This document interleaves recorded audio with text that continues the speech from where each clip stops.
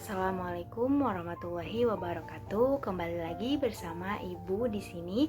Kali ini kita akan melanjutkan membahas mengenai cinta tanah air. Nah, sebelumnya mungkin sudah ada rekan Ibu yang membahas mengenai apa itu makna cinta tanah air, apa itu cinta tanah air. Nah, di sini Ibu akan membahas mengenai para pahlawan. Sebelum kita mencintai tanah air ini, kita terlebih dahulu mengulas atau mengupas kisah para pahlawan kita dalam memperjuangkan bangsa Indonesia. Nah, yang pertama itu ada Martha Christina Tiahahu. Siapakah beliau? Adakah dari teman-teman semua yang telah mengetahui siapa beliau? Kalau misalkan belum tahu, nanti Ibu tunjukkan fotonya di sebelah sini. Nah, bisa dilihat di sini merupakan contoh gambar dari Martha Christina Tiahahu. Beliau dahulu kala itu ketika berjuang melawan penjajah, beliau berumur 17 tahun. Nah, Martha Christina tercatat sebagai seorang pejuang kemerdekaan yang unik. Kenapa bisa disebut unik? Karena seorang putri remaja yang langsung terjun dalam medan pertempuran melawan tentara kolonial Belanda dalam Perang Pattimura tahun 1817. Setelah memimpin berbagai aksi melawan Belanda, ia pun kemudian tertangkap. Sayangnya, tertangkap dan diasingkan ke Batavia. Selama di perjalanan, ia melakukan aksi mogok makan sehingga jatuh sakit dan meninggal dunia pada usia 17 tahun. Nah, selanjutnya yang kedua ada Supriyadi. Siapakah Supriyadi itu? Mungkin masih asing atau dari anak-anak ada yang telah mengetahui siapa itu Supriyadi. Nah, Supriyadi ini juga merupakan pahlawan muda yang ikut serta dalam membantu dalam kemerdekaan Indonesia. Supriyadi merupakan komandan Kompi Pembela Tanah Air atau disingkat sebagai PETA. Nah, tining, Ibu tunjukkan foto Supriyadi.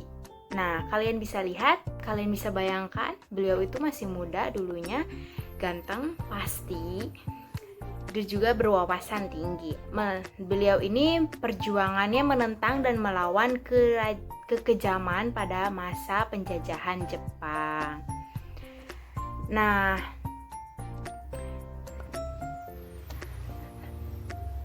kan pada saat penjajahan Jepang dulu lebih dikenal sebagai, kalau Belanda itu kan kerja rodi, kerja paksa. Nah, kalau pada zaman Jepang itu dikenalnya saat Romusa, membuat ia tertangkap dan tewas diduga dibunuh oleh pasukan Jepang.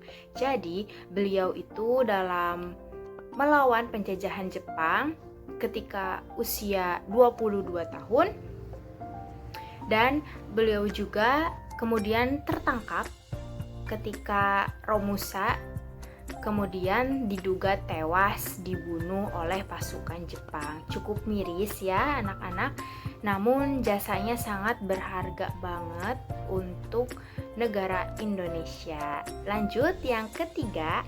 Nah, kalian mungkin tidak akan asing dengan pahlawan yang satu ini karena pahlawan ini cukup dikenal di kalangan anak-anak juga.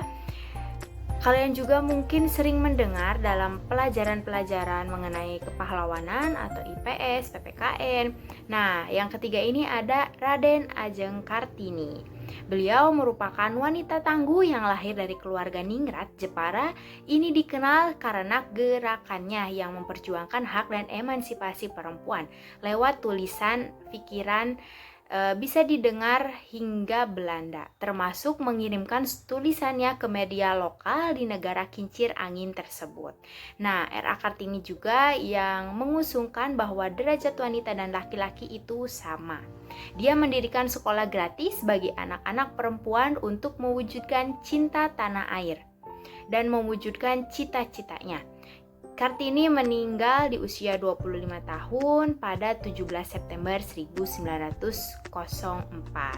Nah, anak-anak, dari ketiga tokoh tersebut kita dapat mengambil sikap yang dapat diteladani dan untuk kehidupan kita sehari-hari.